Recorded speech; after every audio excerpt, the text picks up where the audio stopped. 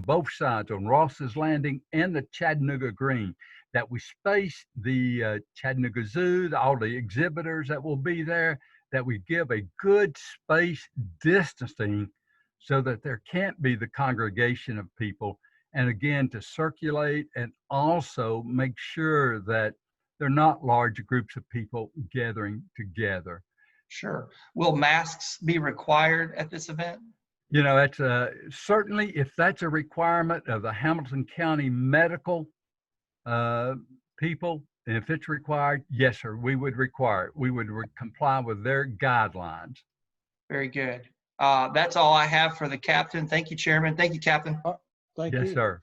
Any other questions for Mr. McCamish before we let him go? All right, sir. You must have answered everybody's questions to the best of your ability, sir. I see no other hands. Thanks so much for being with us, Mickey. Councilman, thank you so much, council persons. Just greatly appreciate the support. And we really want to move forward. We got to move forward. And I see this event as a step to move us forward as a city, as a community. And we just can't stand still. Absolutely. Thank you, sir. Yes, sir. Thank you all. All right, Miss Lydia, you can take Mr. McCamish out now. Madam Clerk, 7C, please. I'm sorry, you have a couple hands raised. Oh, I do now, don't I? Mr. Noblet. Yes, sir. I was just raising my hand simply to state in there, we drafted a license agreement, and paragraph 13 of that license agreement specifically requires him to follow those rules and regulations that the health department would have in effect. And if there's any new executive orders based upon changes that may occur between now and July the 11th, which is the first time that this would be allowed, would have to be complied with at that point. There's also a requirement to file a plan with our folks in open spaces here at least 5 business days before the events occur, in the event there's any changes that may happen in that time period. So that's something that we did in connection with the license agreement to try to make sure that people could feel safe. Okay. All right. I'm going to wait just a minute to see if there's any hands this time before we move on. All right. I see no hands. Madam Clerk, 7C, please. A resolution authorizing the acceptance of Federal Emergency Management Agency and Tennessee Emergency Management Agency funds administered by the United States Department of Homeland Security, Major Disaster Declaration, Tennessee Severe Storms, Tornadoes, Straight Line Winds, and Flooding, DR 4541, incident period April 12, 2020 to April 13, 2020, declared on April 24th, 2020, to repair damage from recent tornado. Councilwoman Burrs. Is Daisy there? I believe I saw, yeah. Okay, bring Daisy up, please.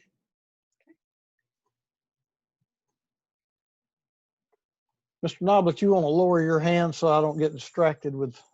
Yes, sir. I'm sorry. I'll try to de-distract here. Got it. Thank you. Ms. Madison, can you unmute your computer and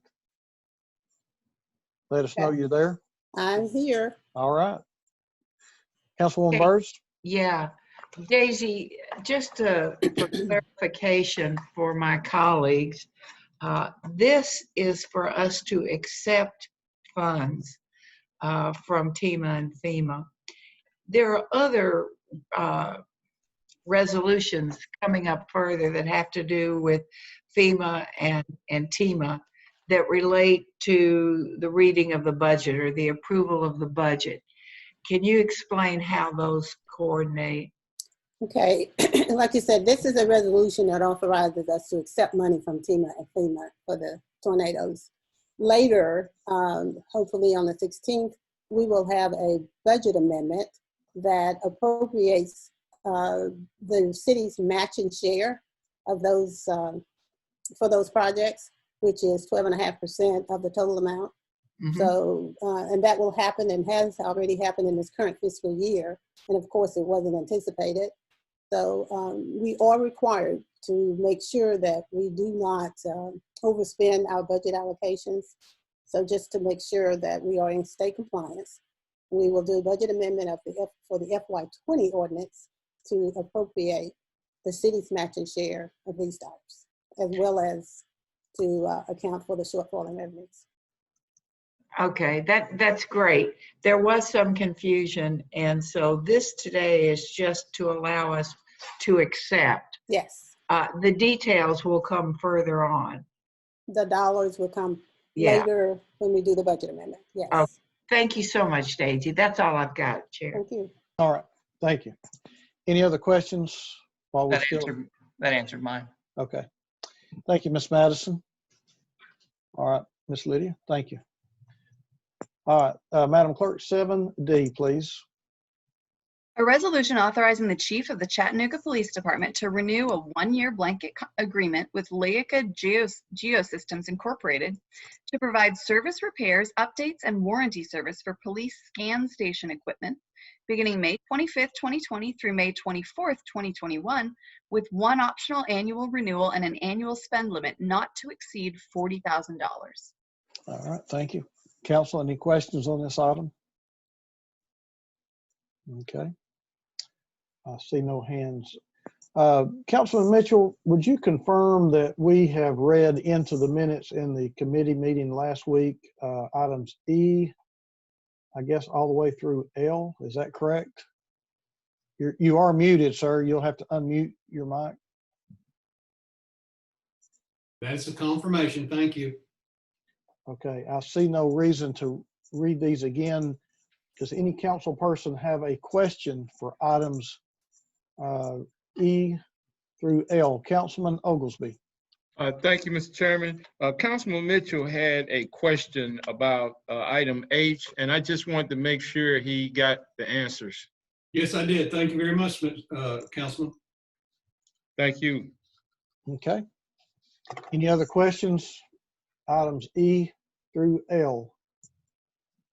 Okay, I see no hands. We have no departmental reports tonight. Council, if you would look over purchasing items for tonight and see if you have any questions concerning any purchase item for tonight. Councilman Oglesby, is that an old hand? And falling in line with Councilman Gilbert, that's an old hand. Okay. All right. Okay, if you would pull up the June 9th,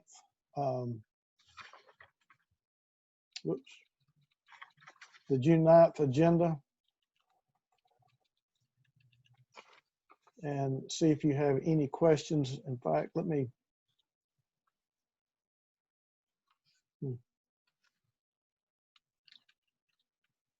Here we go.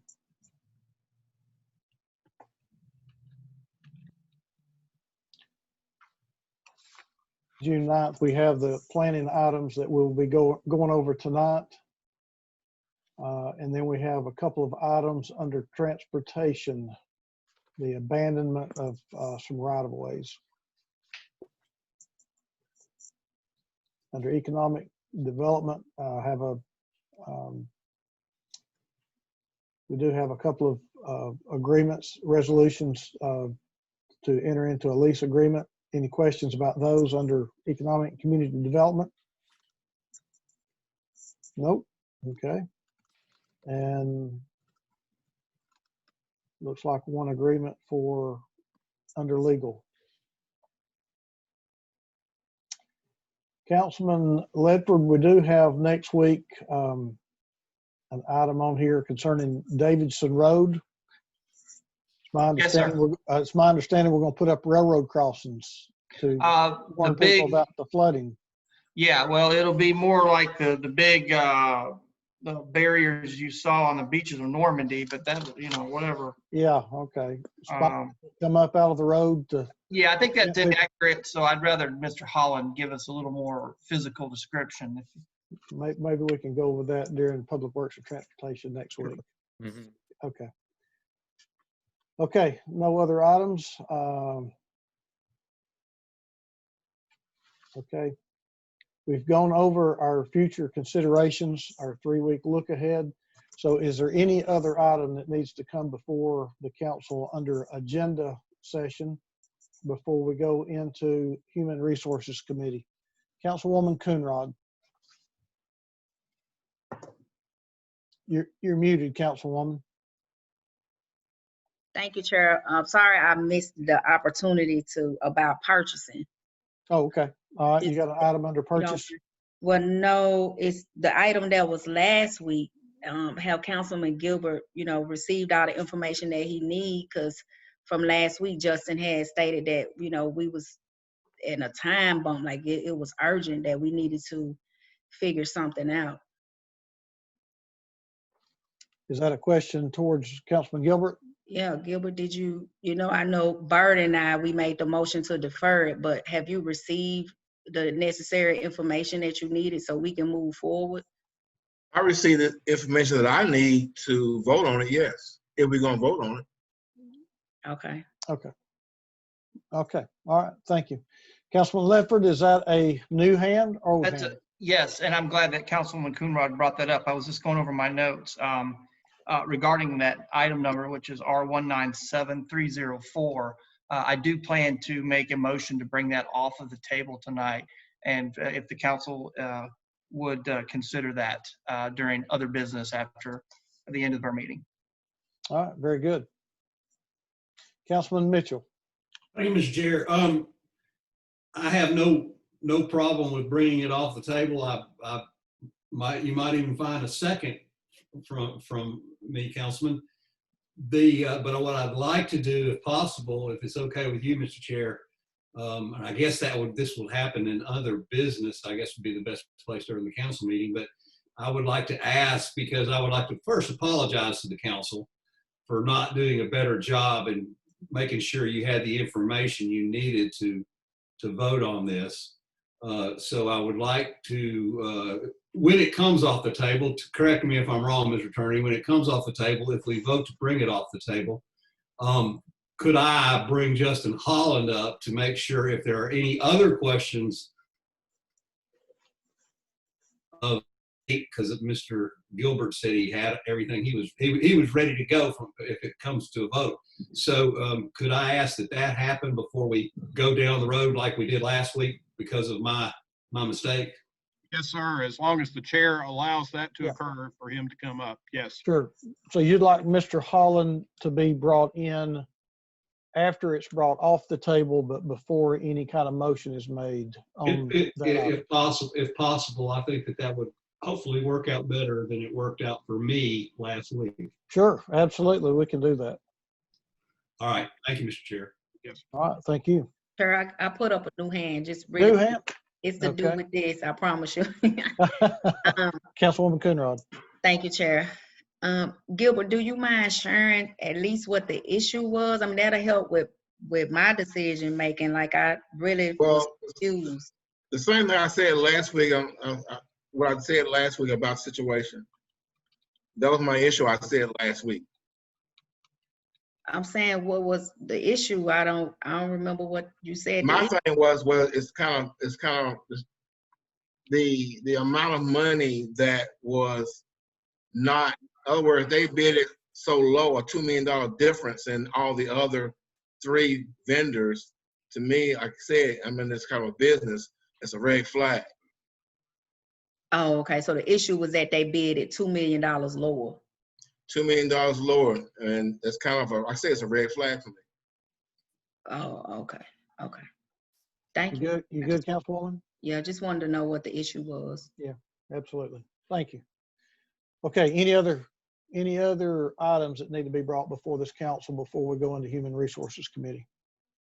Okay, if not, we will adjourn our agenda session, and Councilman Gilbert, I will turn the floor over to you for Human Resources Committee. Thank you, Chair. Can I get approval of the last meeting? So moved. Second. Okay, I got a second. Welcome to the HR Committee. We bring up Ms. Beverly, please. Beverly Moultrie, Miss Lydia. Thank you.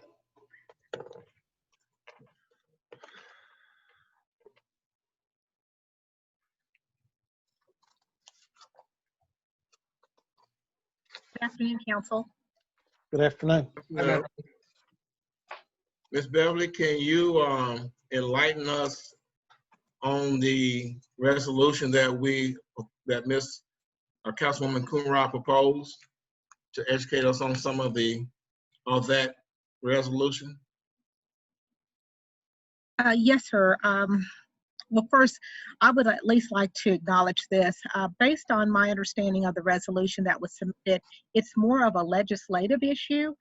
Now, and that is outside of my purview as your Chief Human Resources Officer, but I will be glad to assist you in answering any questions relative to the paid sick leave. I don't know enough about the thinking behind the resolution to adequately go into all of those details. So I would ask the council or Councilwoman Coonrod to please help provide some of that. And again, I'll be glad to answer any questions that would aid the council in arriving at their understanding.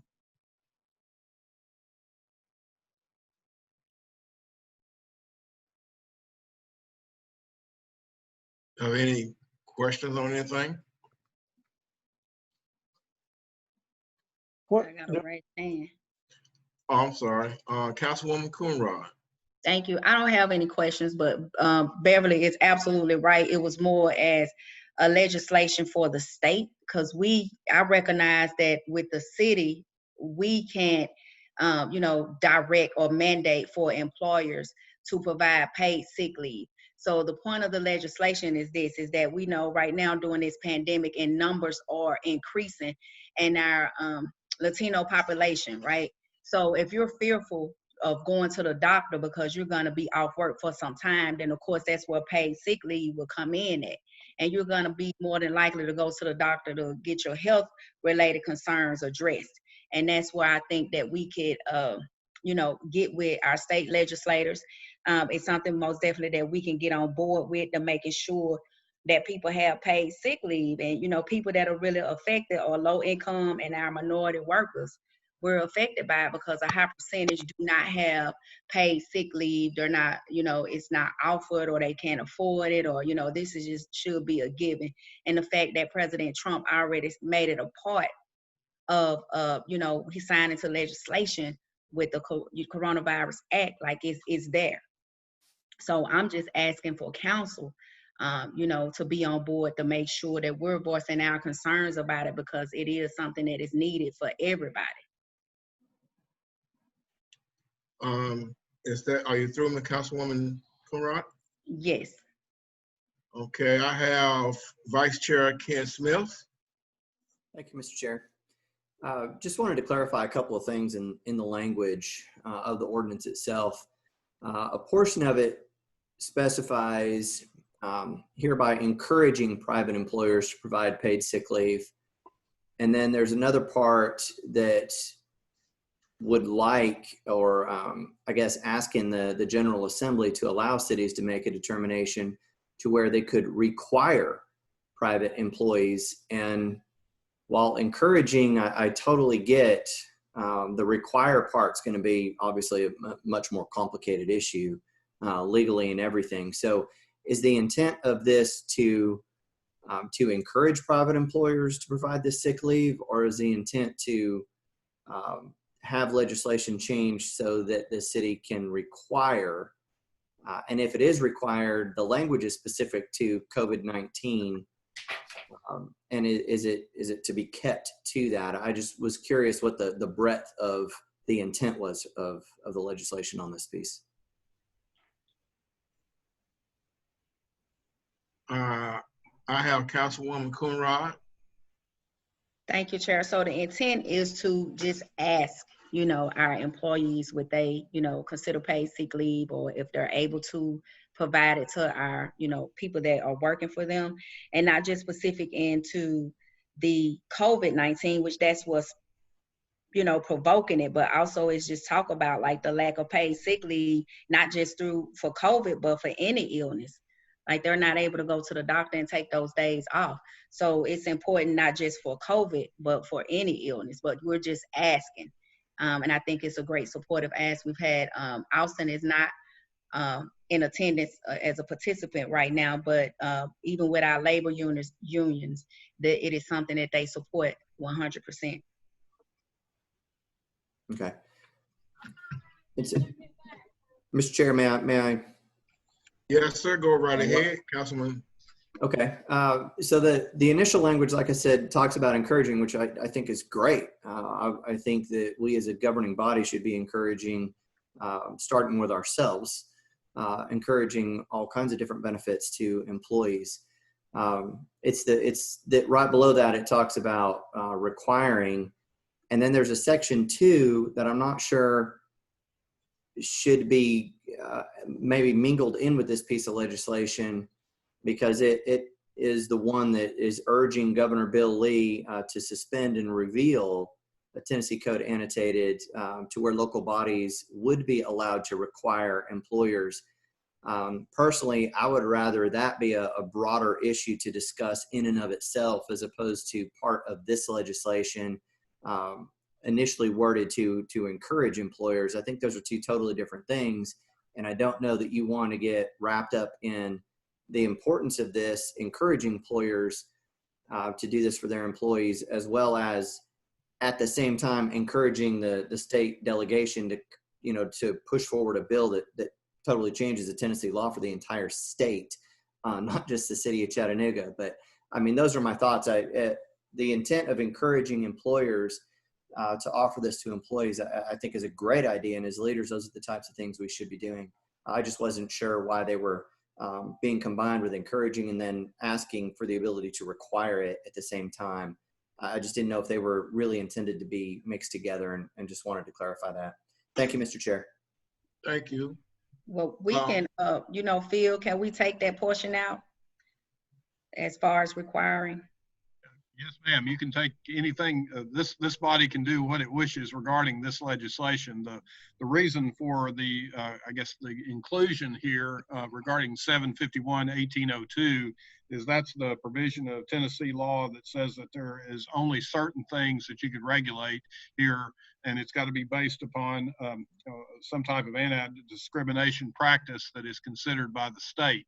It does not allow certain other types of issues to be considered anti-discrimination, and that was part of the issue in connection with sick leave in this case that they were looking at, and just trying to get it a little bit broader. Mr. Chair, I have a hand for Mr. Leffert, Councilman Leffert. Thank you, Chairman. I just wanted to thank Councilwoman Coonrod for her intent and her direction on this. I think that's a very nice and appropriate gesture that we would make. And I do agree with Councilman Smith in that second part being probably kind of dilutes it a little bit or sends it down a different path. So I would be very supportive in that with the second part removed. Is these old hands? Okay. I still have mine. Councilman Smith, you want to say something else? Thank you, Mr. Chair. Hey, Phil, just to clarify that, thank you. That it makes sense as to that point. But again, I think adding that in from a legal standpoint does not put the focus where I think this is intended by our governing body to encourage our employers to take care of their employees and offer the sick leave due to COVID. I mean, this specifically states COVID, and I agree with Councilwoman Coonrod that it could be extended beyond that. But this particular piece of legislation, as drafted, is very specific to COVID. So to have Section 2 that has nothing to do with a timeline that would even be reasonable, I think dilutes the intent and may not even get it where it needs to be, with this body passing something and focusing on encouraging other local employers to offer this paid sick leave to their employees. So I would say taking Section 2 out and making sure that this legislation is to encourage private employees is, to me, makes perfect sense for what this governing body should do. And if we want to discuss issues with our delegation, changing legislation to empower this council to do something further, I think that's a much broader conversation and at a much larger scale that should be done at a different time. Okay, sir. Thank you, sir. We'll take out Section 2 at y'all's request if that's what the body wishes. Well, Councilman Coonrod, this is your resolution. What do you want to do? You know, it's always my intent to, you know, work with my colleagues so we can, you know, make sure that we get legislation that we all agree on. So I can do that. We can remove section 2. So I do have the labor union Austin on. Is he able to speak? Would you allow him a second or two? If you request it, I don't have no problem with that. Yes. Point of order, Mr. Chair. Yes, sir. Yeah, and we're not to the point yet, but I just would remind the council of its rules. And if we get to the point where this sees the light of an agenda, there needs to be another sponsor on this. I sponsor it. I think I heard Councilman Byrd to say he'll sponsor it. I was gonna say, I'm happy to sponsor Yeah, it as put me in there. encouraging. Absolutely. I think it's You got great. more than, yeah. Okay, thank you, Mr. Chair. Put me on there too. Sorry for interrupting. What sponsors? Well, Ms. Melinda, can you bring up, what's the person's name again, Ms. Councilwoman Coonrod? Austin, I can't pronounce his last name. Can you raise his hand? Yeah, Austin, there he is. Oh, okay. Hey, folks. Hey, Austin. How you doing, sir? Not too bad. Thanks for allowing me to speak, council. So yeah, I apologize. I would just jumped on, but I guess I would just want to speak in encouragement of this resolution. It's a resolution that's passed in Nashville, and it should be coming up in Memphis City Council soon as well.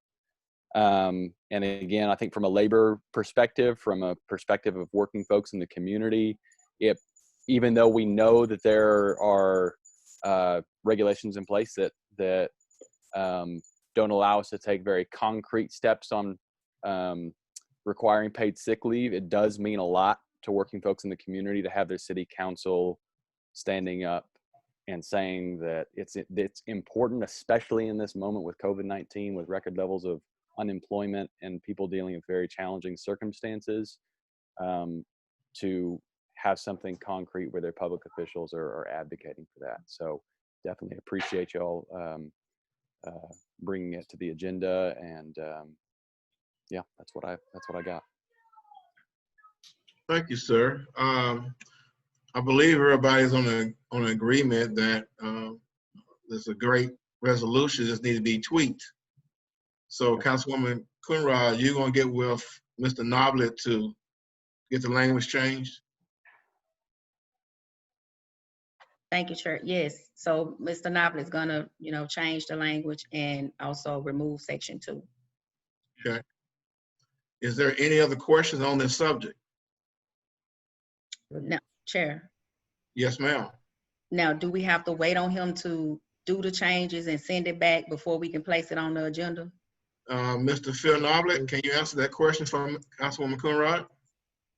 If you have I guess a person and a sponsor, I'll put it on whenever y'all wish it to be heard on here. If you want to have them together as a group with other resolutions, we can do that, or whenever you want to do it on your agenda. Hold on a minute. I have Chairman Henderson. Sure, Phil. I thought after a resolution or an ordinance goes through committee, the committee person asked if we're ready for it to be placed on the agenda. Yes, sir. I'm not sure that we're ready at this time because we haven't seen the final legislation or the final product. Okay, but typically, I think in our rules that the committee chair is supposed to check with the council, and the entire council either puts it on or they say that it needs work and we need to tweak it before it goes on the agenda. Okay, sir. I think that was what y'all were telling me to do. I'll be glad to make that change for you if you want to do that, but it's up to y'all after you receive that change to decide when you want it. I think that the intent that Councilwoman Coonrod has is that she wanted to change the language and I guess bring it to us and let us see it. And then I think Councilman Byrd and Councilman Coonrod was going to put it on the agenda if everybody's on agreement. Is that correct? I got some more hands. I got Smith, Councilman Smith. That's an old hand or a new hand? New. Go ahead, Councilman Smith. Thank you, Mr. Chair. My preference, honestly, would be to see this on the agenda sooner than later, even as early as next week.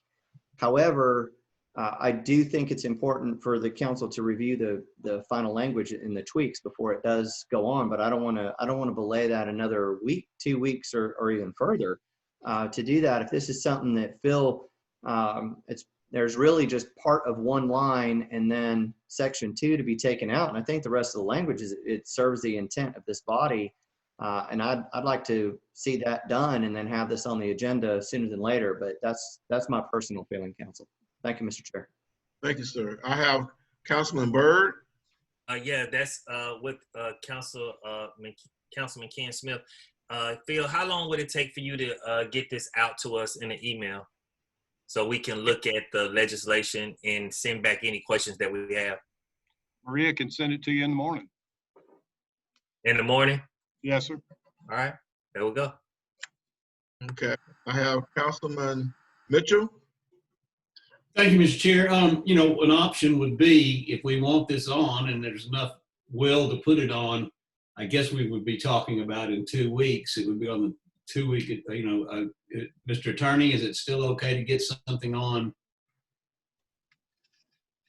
What would that be? Either the 9th or the 16th? What would that be? 16th, I believe, would probably be the easiest, but I can do it if you want it for the 9th.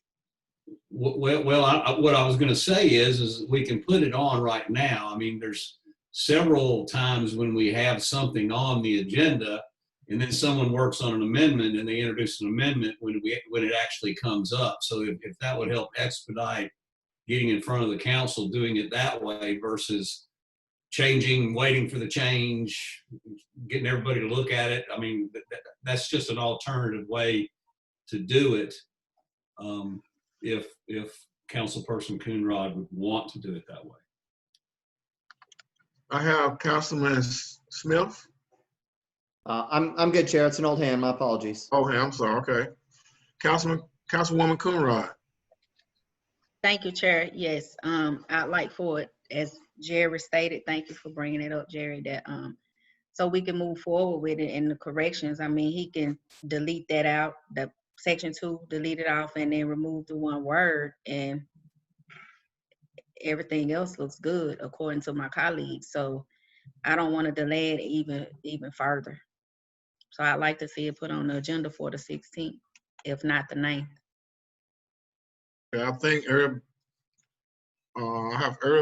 has spoken. I have no hands raised. It seems like everybody's on the same accord about soon we can get this put on. We need to put it on. Do you have any other questions for Ms. Beverly? No question for Ms. Beverly. Well, Mr. Phil Novelet, if you can take care of that for Councilwoman Coonrod as soon as possible, we appreciate it. Yes, sir. I'll get that out to all of you in the morning. Councilman? Okay, well, Councilman Chairman Henderson. So just to be clear, when did we decide to put it on the agenda, for the 9th or the 16th? My understanding is that everybody said the 16th, but Phil, can it go on the 9th? It is up to y'all on your agenda, yes. I can have it available in the morning. It's the question of whether you want to put it on for the 9th or for the 16th. Well, can we get a consensus of if we want to put on the 9th or the 16th? There. Yes, Councilwoman Byrd. So if there's a 2-week requirement, or is there a 2-week requirement according to our policy? We have our sponsors. Phil? Yes, you normally have something on the agenda for 2 weeks in advance to give people notice that it's coming up on your agenda. So that would be we have everything in place now. We have the 2 co-sponsors. You're going to modify the wording. Sure. And then you're going to get it to council for the 9th to be put on for the 16th. Is that correct? And then that breaks nobody's rules. Yes, ma'am. Hopefully you'll have it by tomorrow morning. If there's any questions about it, it'll be fine, but it'll be on for the 16th. Okay. Thank you. I have a Councilwoman Coonrod. Thank you, Chair. Just for clarity and to my understanding, I thought that if we have 2 council people and we asking, can it be put on the 9th and instead at a 1-week notice rather than a 2-week notice, that it could be done that way. We just demonstrated that when we allowed Carrie not to be put off for 2 weeks and they'll be on the agenda for next week. So I just want to make sure that we giving everybody the same practice. We're gonna ask and make that the rule or be able to make exceptions. But so if we can put it on the 9th, I'd like it to be on the 9th. So what I'm understanding from you, Councilwoman Coonrod, you're asking us that can we put it on the 9th instead of the 16th? And if everybody's on the same accord with a 5 vote, I think we could do that, even though we have a rule. So the question is, on a consensus, how many people want to actually put it on the 9th? I would love to put it on the 9th. Yeah, it's fine. Yeah. Make a decision. Yes. Okay. Yes. Well, the consensus is that we're gonna put it on the 9th. So, Mr. Field, if you can, go ahead and give a Councilwoman Coonrod to change the language and then send it to council, and then we will put it on the 9th for it to vote on. Any other questions? Thank you. Thank you. No other questions, so I guess HR committee is over and we're finna go into planning and zoning committee. All right, thank you, and welcome everyone to Planning and Zoning Committee. We'll be about 3 hours this afternoon. Can I go ahead and get a move? Moved. Thank Second. you very much. So John, you want to bring up John Bridger for me, Lydia? Yes, sir. Thank you. And we will start going through ordinances on first reading for next week, Tuesday, June 9th. And soon as, hello, Mr. Bridger. Hello. How are you? I feel like I haven't talked to you in ages. I know, it's been too long. Or minutes, whatever, right. You want to go ahead, we're going to kind of fast track this today. We have no denials in our on our agenda. We have 11 items. We had a really good planning commission report or a meeting last week, which was the first time we've done that, and it went very smooth, John. I think that went very well. So if you want to kick us off with the planning item under 6A, and we'll start there. Okay, I'll share my screen.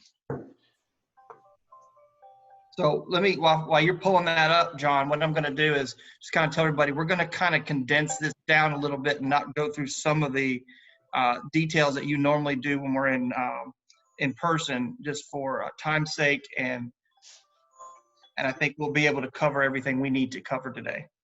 Sure. So this first case is a request to rezone from R1 to R2 for a proposed duplex. This is in the Hickson area. See if I can get my screen to work with me. So if you're familiar with Hamel Road, this is right past the railroad crossing at Hamel Road off of Crescent Club Drive. I requested again R2 for basically to establish a second unit on a property. Again, this shows you the location. The current zoning is R1. You do see some R2 on another street, Sarasota Drive, on the other side of the railroads. Most of the development is single family nature, although there is actually a multifamily, like a mobile home mini park further to the south from this property off of Crescent Road. The land use plan for this area, the Hickson land use plan, recommends single unit or low density residential and some two family if the density is compatible. In this case, the proposed density is about 2.24 units per acre, and it being right next to a existing commercial zone to the north, staff was comfortable with approving this particular lot because it borders a commercial zone. So we recommended to approve. At Planning Commission, there is no opposition. They concur with staff's recommendation to approve. Very good. Thank you. Councilman or Vice Chairman Smith, I don't think you have any issues with this. I'm good. I spoke to the applicants. I'm good with their plan. Very good. John, thank you for that presentation. Sure. Our next item, John, is 0038, and I have confirmation, as I believe you do, to move this item to July 21st. So there's really not a reason. We've already heard this one. Is that correct, John? That is my understanding. I'm going to double check the records. I believe we covered this at your committee meeting in April. I'm going to Correct. double check to make sure, but that is my understanding. And this can we have kicked down the road several times as predicted. So we're going to go ahead and move on to item C, please. I will do that. This is another case not far from this location. Let's see, give me a second. This is a request to modify some conditions. If you're familiar with Waterside development, it was rezoned to C4 a few years ago. And as they're building out, they found out they needed to increase the size of the maximum footprint for retail. Essentially, they need to increase it from 6,000 square feet to 14,000 square feet. So just kind of a point of reference, this area, you know, on one side to the west between Gumbel Road and the interstate we know is mostly commercial, but then on the east side of Gumbel Road, you do have some residential, so we want to be careful about that edge along Gumbel Road. And that's where all these conditions apply. So when this was rezoned back in 2016, there's about 8 conditions, and they dealt with some kind of a minimal residential component, some limits on the total development along Gumbel Road, including maximum square footage. You see there's number 3. There'd be a buffer along Gumbel Road, some green spaces, tree plantings, as well as limiting the uses. Again, trying to be careful about that seam where you have residential across the street. So what the applicant is asking to do, let me jump here, is to basically, again, increase it from 6,000 to 14,000 square feet. Staff was fine with that based on the fact that a lot of the site has already, as we know, been converted to commercial. You also have those other conditions, the buffering requirements, the landscaping requirements, the streetscaping, that we think will still provide a good transition between any retail and the residential across the street. So staff was fine with approving this modification. I'm sorry, at Planning Commission, there's no opposition. Planning Commission concurred with staff's recommendation. So it'll be basically approving that modification and still keeping the rest of those conditions in effect.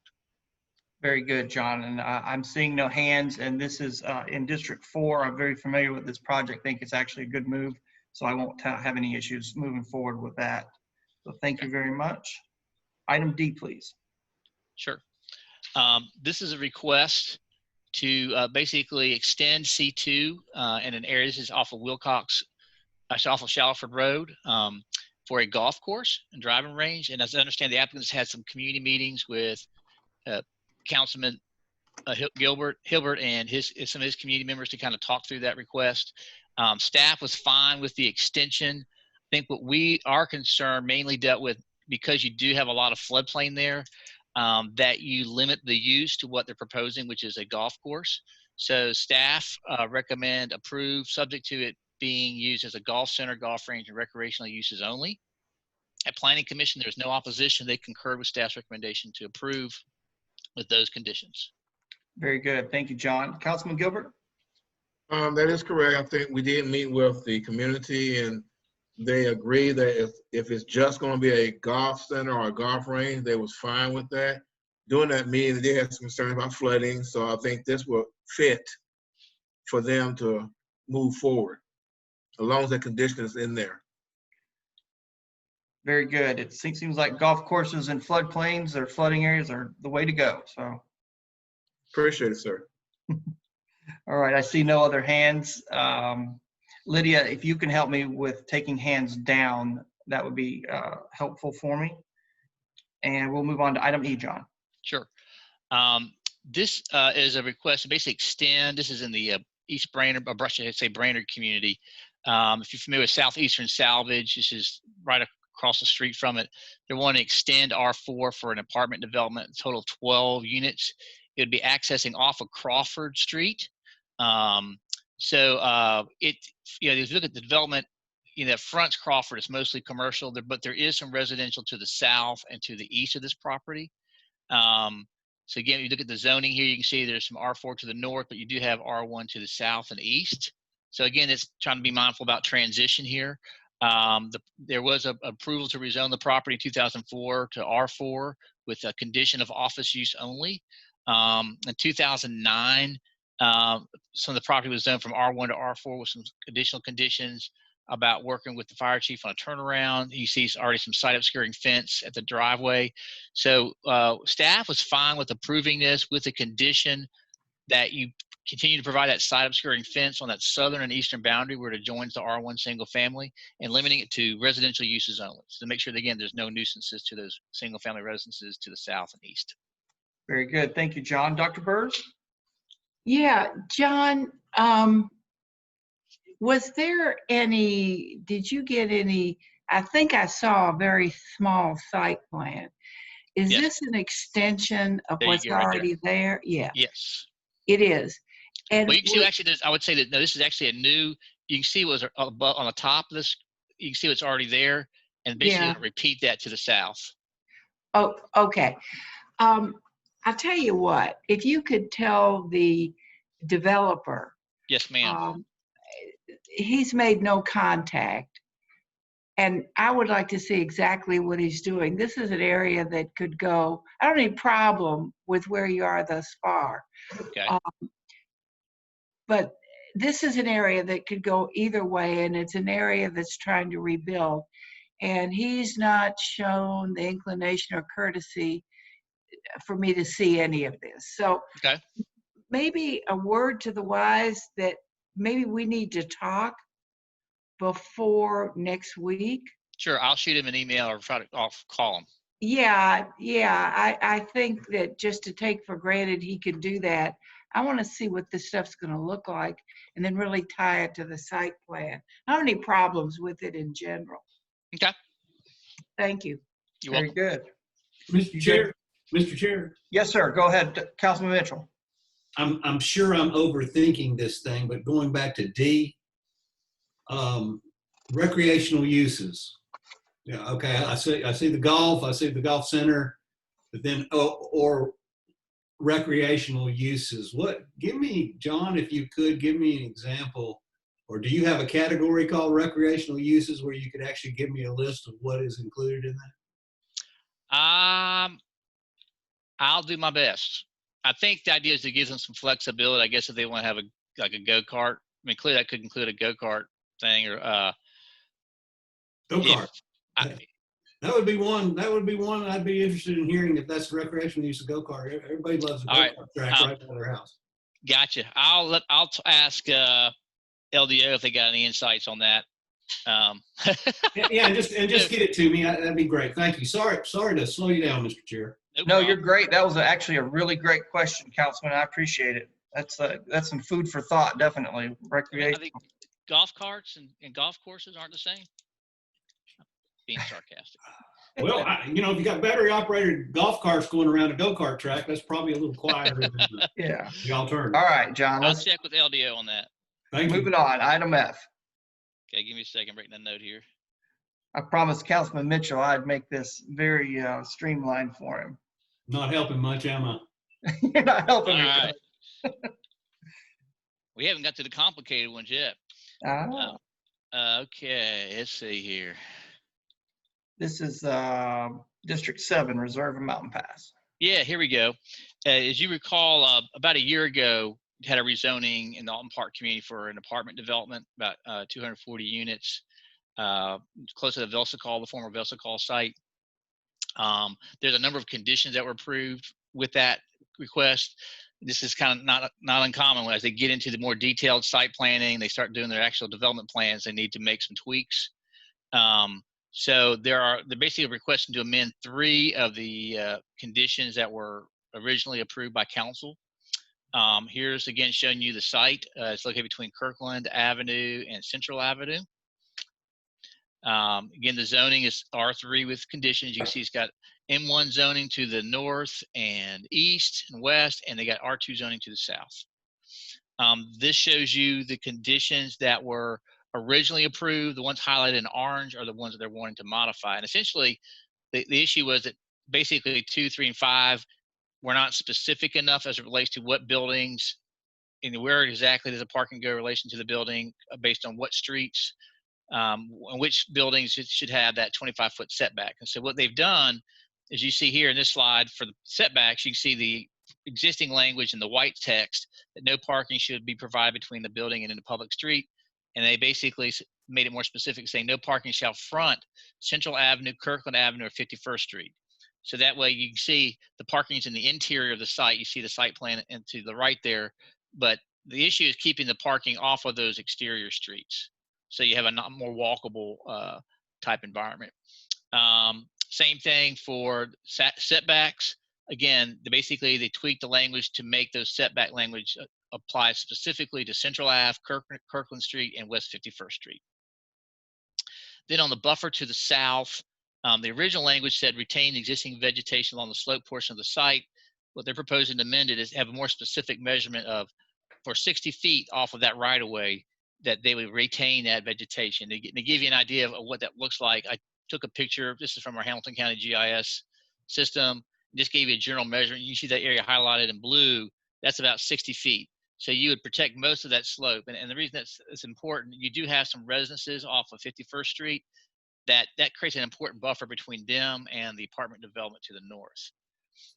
If you look at, again, the land use pattern of this area, you've got single family to the south, you've got industrial to the west, the north, and the east. So staff was fine with the condition changes because it basically made it more specific as it related to how the site would be built out. There was opposition at Planning Commission, and what the comments that were made at the meeting was the folks still had concerns about apartments going on that site. They also want to have an opportunity to meet with the developer. As you know, based on the COVID meeting limitations, they want to have an opportunity to somehow at least communicate. I'm not aware of any updates as far as the applicant having opportunity to meet with the neighborhood. But there's also concern about protecting that hillside. They want to be sure that that sloped area I showed you is protected. But after hearing all those comments, Planning Commission concurred with staff's recommendation to approve with conditions. All right, thank you, John. Councilman Oglesby, I don't see your hand up, but are you good? Yes, I'm good. The changes are great. It only adds value to this project, and I'm good with it. Okay, as a side note, without seeing no other hands, John, this actually helps LDO with enforcement, does it not? It does, in terms of get some more specific requirements to Okay. benchmark against. And I think that was missing, so I think that was important. Thank you. No other hands I'm seeing. We'll move on to item G, please. Yes, this is a request to rezone from UCX4 to URA3. This is in the form-based code area for essentially for a residential unit with a secondary unit on the same parcel. This is located off of Williams Street between Williams and Broad. If you feel like that little narrow alleyway, it's kind of looks like it feels more like a small alley street along Williams there between Williams and Market Street. Here's an example. Maybe this gives you a better representation. You see the area highlighted in yellow. You see Main Street to the south. It's basically an existing residence, and they want to be able to have a secondary unit. Let me jump ahead on this one. The issue with CX4 is it really doesn't allow you to do 2-unit dwellings. So they need the URA3 so they can do a 2-unit dwelling on the site. Essentially, staff was fine with that because the downtown plan recommends diverse housing. This is another housing option for that block. So we were fine with approving it. So we recommended approval with the RA3. There was no opposition at Planning Commission. They concurred with staff's recommendation to approve. Very good. Councilman Oglesby, anything? No, I'm good. Thank you, Chairman. Yes, sir. Thank you very much. John, item H. Okay. This is a request. This is in Highland Park community. Request to rezone from R1 to R2 to accommodate an existing duplex that's on the property. They've already added a second story to an existing 2-family dwelling, so it's a grandfathered use. They just want the zoning to basically make the use legal instead of a non-conforming legal use. Again, you can see the site here. It's located between South Orchard Knob and Hawthorne, about 2 blocks off of Main Street. There's RTZ zoning to the north. The rest of the area is zoned R1. the property to the north was rezoned in 2016 to RTZ to allow 6 lots to be built on that side of the street. If you look at the existing land use pattern on the block, there already are some duplexes on this block, so this is not the only duplex on this block. The Area 3 plan, which will be coming before you all for adoption in July, it recommends urban residential at this location. Note that the Area 3 plan also has a single family designation. This is not in that. To protect single family, there's an urban overlay that says single family only. This is an urban residential, which allows a little more of a mix of residential uses. And so it is supported by the draft Area 3 plan to allow a 2-unit structure on this property. So staff recommended approve because the proposed use is consistent with the Area 3 plan draft recommendations. At Planning Commission, there's no opposition and they concur with staff's recommendation to approve. Very good. Thank you, John. Councilman Byrd, anything to add? If not, I'm going to go to Chairman Henderson. We're good. Thank you. Okay, thank you. Chairman? Thank you, Councilman. And this is just a typo fill in the ordinance. Oh, I know that. Yep. I got it. In the body of it, it says from R1 residential to R1 residential zone. You're one step ahead of me, Chairman. Yep. At least mine actually has R1 to R2. I don't know if Maria has already caught that or not, but our revised version has R1 to R2. Okay. In the body. Oh, I see in the very bottom. It does. Yeah, in the body of it, it's last sentence. We'll get it. The heading is right, but We'll get it. No Okay. problem. Thank you.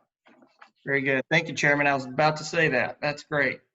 John, let's move on to item I. Okay, this is a request to rezone from R3 and M1 to UGC for a redevelopment project to redevelop an existing building to apartments, be 48 units. This is right next to the Chattanooga National Cemetery, which is, you can see that brown area to the north. If you look at the uses or the zones, you do have some existing UGC in the area, as well as R4 and M1 zones. There's a pretty well-established history in this immediate area of approving UGC. So this would not be the first time we've approved UGC in this area. Again, noting the land uses, you have the National Cemetery to the north. You've got a single family to the west, manufacturing to the east, and some vacant and commercial to the south. The Historic River to Ridge Area 3 plan recommends what we call an industrial hybrid, which basically means light industrial that's neighborhood friendly. So you could have a mix of residential, commercial, or light industrial. So this proposal is consistent with the Area 3 plan recommendations. Although we felt like it would be good to add, since they're proposing apartments to residential, to limited residential uses only, because you do have the National Cemetery in the back. We want to be sure you don't have any kind of uses that might create undue noise. That would be an issue for that, for any kind of ceremonies that might happen there to the north. So we recommend approval of the UGC limited to residential uses only. At Planning Commission, there is no opposition. They concur with staff's recommendation to approve with that condition. Very good. Thank you, John. Councilman Byrd, anything to add? Great project. I'm happy to see it coming to District 8. Fantastic. Glad you're on board. All right. John, item J. Okay. We might spend a few moments here. Oh, yeah. This one is a pretty large site. It's a pretty major development off of Standacusa Thatcher. This is located in the Oak Grove community between Main Street, Dodds Avenue, and 23rd Street. And basically 20 acres. It's proposed for a revitalization project, mostly consisting of residential with some commercial. The residential features a mix of a small lot, single family, multifamily, townhouse type developments in an urban setting. Here you can see again the lay of the land comprises several blocks. One way of kind of visualizing this is you think of Watkins Street, which kind of forms the north-south spine of this. Most of your industrial property and zoning is to the east of that on the Missionary Ridge side.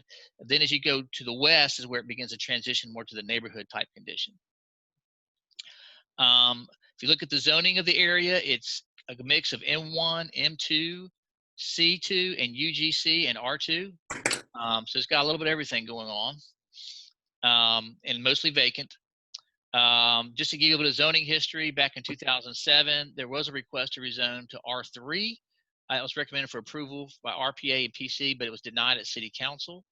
Then more recently, in 2014, there was a request to rezone the Santa Cruz Thatcher site itself to UGC for a redevelopment project. That was approved with some conditions. And just as a reminder about what those zones, as it's currently zoned, would allow, you have M1, which we know is kind of your most heavy industrial type zone that could have your blast furnace, meat processing plants, your kind of your high impact uses. There's the M2, which is more of your shipping, warehousing type uses, and you have your R2, which is your multifamily. UGC is your more traditional urban shopfront zone that allows both, again, the urban multi-story commercial development with mixed use, but note that it does not allow single family or two family dwellings, which is going to be important in our conversation in a minute. And there's some C2, and we know what C2 allows. So I'm going the wrong way, my bad. Everything, yes. So let me get to the plan. That the plan from the applicant indicates a mix of uses. You see kind of highlighted that salmon colored area. That's where they'll be doing both single family, attached, and multifamily development of a variety of configurations. Then you see the blue areas. That's where there'll be some commercial development, particularly the standard Thatcher building, which is this area right here. I'm highlighting with my cursor. The Area 3 River to Ridge plan recommends mixed residential, urban residential, and something called urban corridor for this area. The mixed residential is pretty much in line with what the applicant's proposing in terms of mix of residential housing types.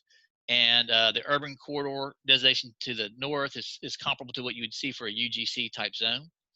One of the things we asked the applicant to do as we considered the request for C3, and I'm going to talk about C3 in a minute, is to give us kind of an example of the type of housing configurations that they're looking at for these blocks, just to know why C3 would be needed, which the applicant provided. And this illustration shows how they're trying to mix both single family small lot, which is you see these blue buildings here, some small multi-unit buildings, some townhouses, and apartments on a block. So this is what a lot of urban blocks, you would see a mix of housing like that on a single block, which would not be typical in the suburbs, right? But in the urban places, this is what you would typically see. The challenge with our current zoning code is that we really don't have a good zoning tool that would allow either that kind of housing configuration. UGC does not allow single family detached or two family. RTZ does not allow multifamily. And if you try to do R3, which is your multifamily zone, it has suburban setbacks. So we're left with C3, which is usually your your central business district zone, to use as a tool to basically be customized for this kind of development. So just to give you some history, the intent of C3 was originally set up to be used for the central business district. We know with the adoption of form-based code, that kind of has gone by the wayside. What we typically see this zone now being used is kind of like a customized urban zone tool when there are no other zones that will work. But because C3 does not have any standards, very little standards, I would say, we have these list of conditions that we've used pretty systematically for cases as a baseline. So just a reminder that the red shows you the kind of the boundary that was set by council back in 2000, I think it was 2003. You can see here, this shows you some of the prior cases that have been requested. We have approved a C3 back in 2016. If you might recall, that was south of I-24 in the South Broad community. They needed some C3 for a special housing configuration on part of a block. But there have been other requests for C3 that we've denied because we were able to find another zone tool that would work. In this case, we have a 20-acre master plan site that no other zone is going to work for. I mean, UGC normally would be the go-to tool, but because the applicant's trying to piece together some single family and multifamily on the same block, there's no way to make UGC work with that. So what we came up with is basically C3 with the list of conditions. I'm not going to go over all those in detail to save you some grief, That's kind of highlight the things they do cover. They do cover like the uses. So there's some limits on uses. As you can see there, under prohibited uses, we have a map and list what some of those prohibited uses are. So there would no auto-oriented uses, no liquor stores or adult-oriented establishments, self-storage facilities. So you can see those use limitations. Then you can see where the areas that are closer to the neighborhoods, there'll be residential uses only. So there will be no commercial uses where you have those residential neighborhoods to the west of Watkins Street. And then there's some conditions around setbacks, height. Height would be limited, outside the Coosa Thatcher building to no more than 3 stories or 40 feet. So that gives some flexibility to do some multi-story, but limited to no more than 3 stories. There are conditions around access. So if you do have alleys, you want to make sure that the properties are accessed from the rear, which is typical from a urban development perspective. You don't want to have a lot of driveways on the street. So those conditions are set up to do that. Parking, they will have to submit a parking plan that's approved by the staff in terms of meeting the parking for the area. Let's see what else.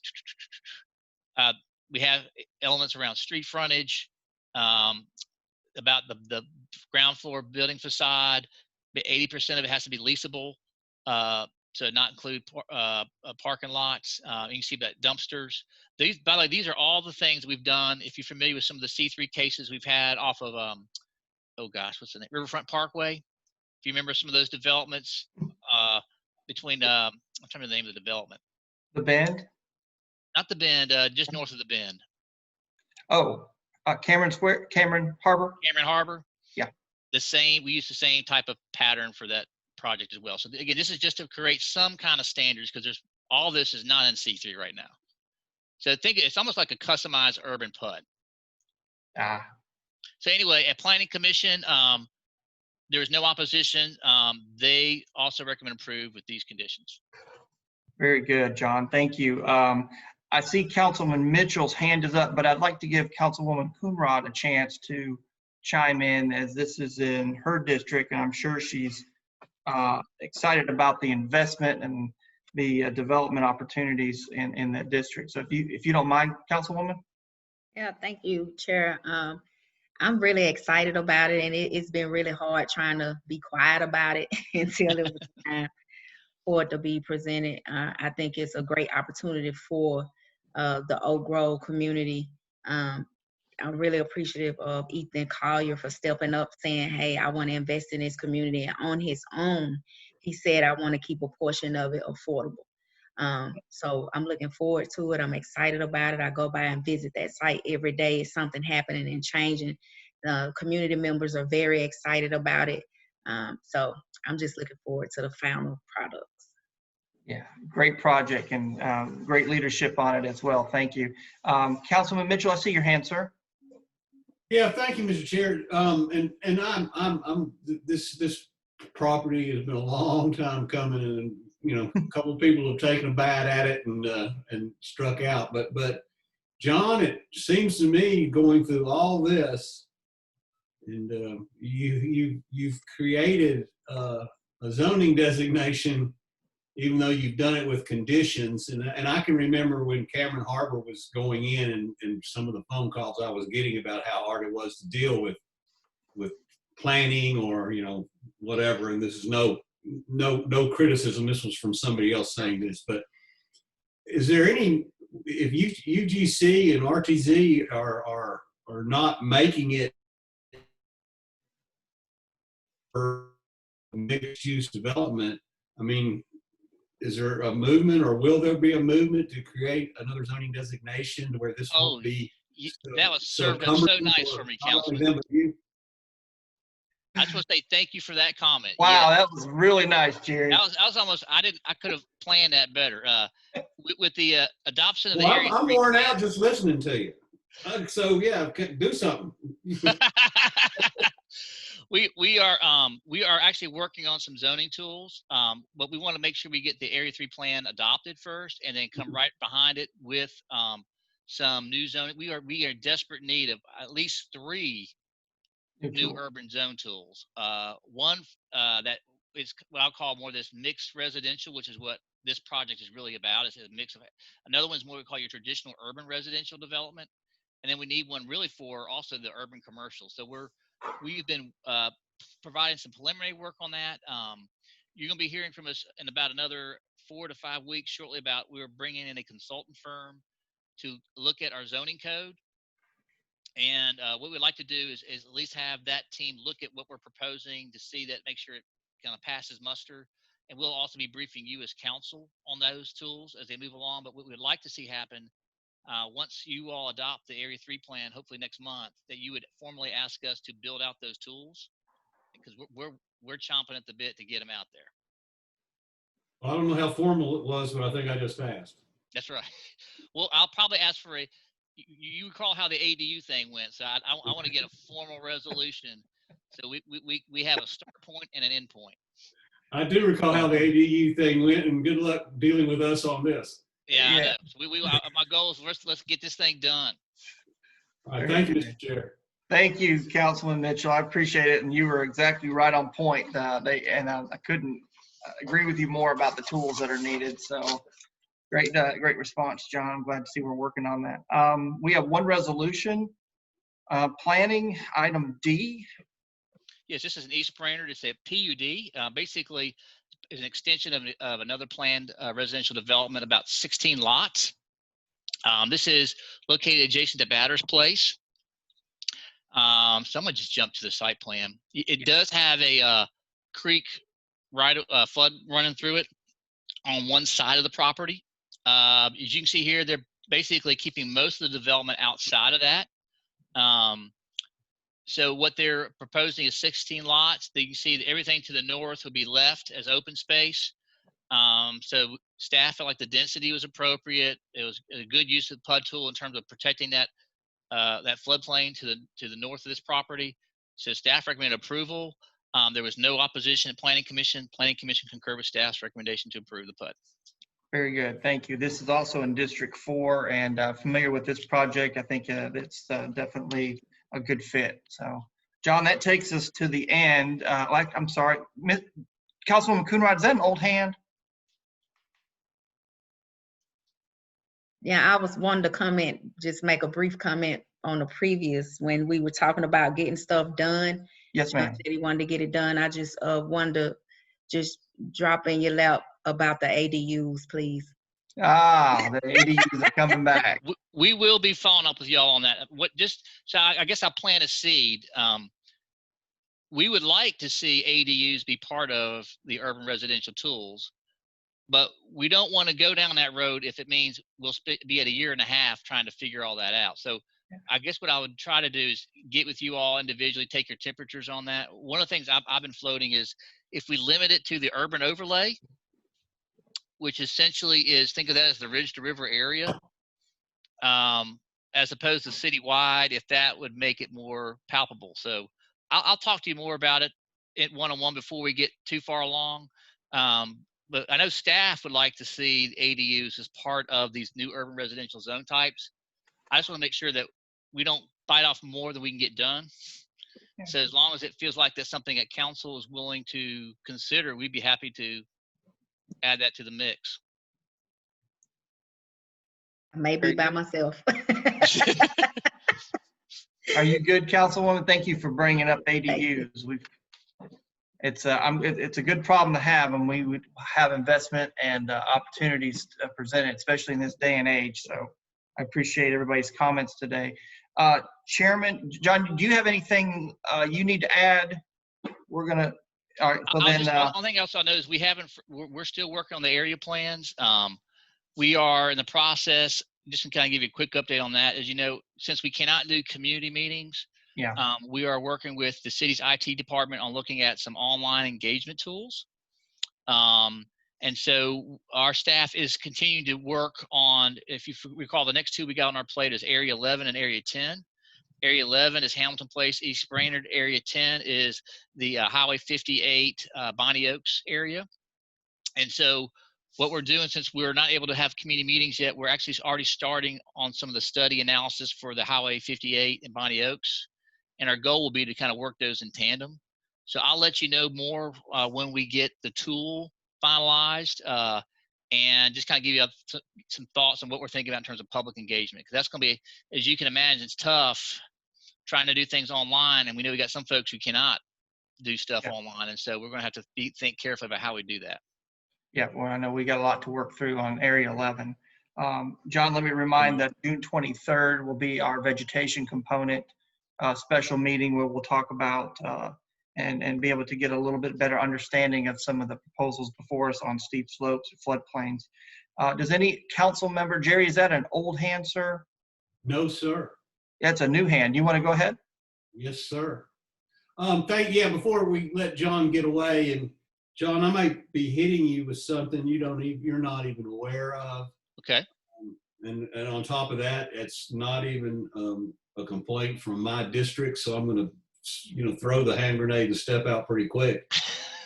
But Gary Rudolph has sent an email, and I would assume other council people got it besides me, because Gary's a pretty thorough individual and a great person in my opinion. But apparently he has come up against an RTZ that I guess the way he puts it, and you're again not aware of it, and I'll be glad to forward this to you if you need it, but the way he puts it is someone presented a plan at the planning commission to get RTZ, and as it turned out, the plan was not anything like they had represented. And so I'm just wondering if there's anything that can be done for Gary in this situation, and if not, what do we got to look at it in the future with these UGCs and RTZs that are pretty catch-all kind of things, except in some of the limitations you just went through. But what is there something maybe in the future? So I mean, and it's not even my district, so let me step out, and if someone else wants to comment, I would be happy to listen. I can give you an update on that, at least where I know where it stands currently. The issue is really, I think it's also a use-related question, and the nuance about what is assisted living versus what is a rehab facility. Right. And I believe we've got a meeting set up. Phil, Nalba, correct me if I'm wrong, I think sometime this week to talk through that. My understanding is that I don't think it's a assisted living facility. It's which would still require a special permit, but it's actually, I think it would be more aligned with a drug rehab center because it's dealing with addiction. But we got to talk with staff to make sure got the I's dotted, T's crossed on what we think the appropriate zone for that particular property is. I think the question at the end of the day may be that they're out of zone. Okay. All right. Well, thank you. And when you find something out, please get back to us. Will do. Thank you, Councilman Mitchell. Councilman Gilbert, I see your hand up, and then Councilwoman Burrs. Yes, thank you, Chair. Yes, sir. Excuse me, John. Did you say that 10 and 11 will be done correspondent with each doing at the same time? Basically, I would say staggered, yes. But they're going to be closer. Whereas one was going to, well, I think with the thought now of staff is it'd be like staggered, like one might have kickoff one month, one have it kickoff the following month is kind of what we're looking at. But we'll let you know as soon as that gets finalized. We're waiting on getting the tool, because if we don't have an online tool, we're stuck.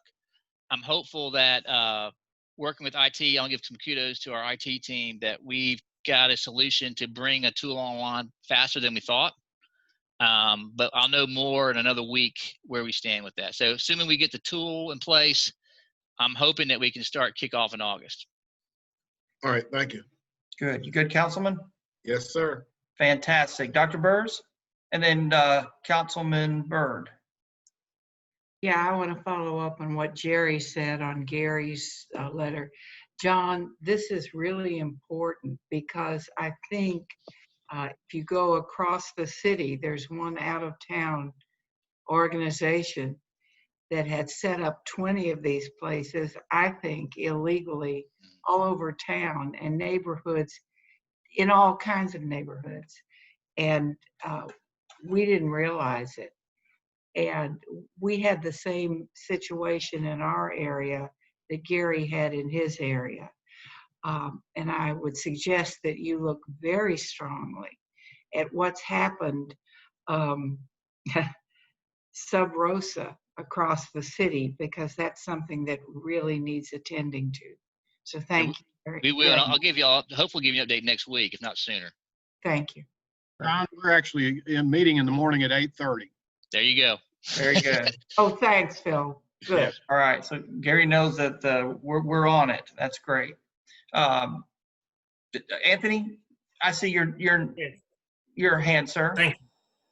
Thank you. I just want to let my colleagues know that this is in my district, and Mr. Rudolph have reached out to me, and we've had several lengthy conversations. I've contacted him with Dallas Rucker, with Donna Williams, and with John Bridger about this situation. And I think this has a big deal to also do with when we were speaking of site plans being attached to the zoning, Carol. And we do as a council need some mechanism to where something would trigger after we pass these cases, so something will come back, because people are being displaced in their communities because people are coming to us with a certain type of zoning saying this is what they want and they're doing something different. And Mr. Rudolph, he was able to pull the business name off of his router his internet service when you're searching for a hotspot, and it came up that this is a drug rehabilitation center, and this is it's not right. And we as a city do need to have stronger things in place to make sure that we can shut these things down and make sure that our constituents have the safe life that they've been living for umpteen years. So I haven't been on top of it, and I've been in conversation with everyone about it, and now we have to go through the process. So thank you guys for the support, and thank you guys for looking out for one of our constituents and one of our employees as well. So thank you. Thank you, Councilman Byrd. Couldn't have said it better myself. I think, John, you know what you need to do. Yes, sir. From this body's suggestions. I was going to add on before we close out that, we keep coming up against this site plan, whether it's tied, whether it's not tied, and that conversation needs to continue. It needs to be probably cleared up sooner than later, because, I know from your standpoint, the site plans are only with PUDs, and of course, A1's under 5 acres. But this council still believes, I believe that this council still believes that when you present a site plan as part of that presentation, then that's what is supposed to happen. That's what it should be tied to. And if not, then don't present it. And then you can roll the dice and go for your zoning. But when it's used as a marketing tool, I think this council and the constituents and residents of this city deserve that to be handled in a way where they can rely on us and rely on LDO to make sure it's enforced, and we give them the tools to do their job. So let's keep the site plan conversation going as well. Anything else you need to add, John? Very good. Chairman, do we have anything else we need to do before we adjourn? No, sir. That's okay, it. well then, if not, I will adjourn us until 6, and thank you everyone for being at Planning and Zoning today. Thank you. Thank you.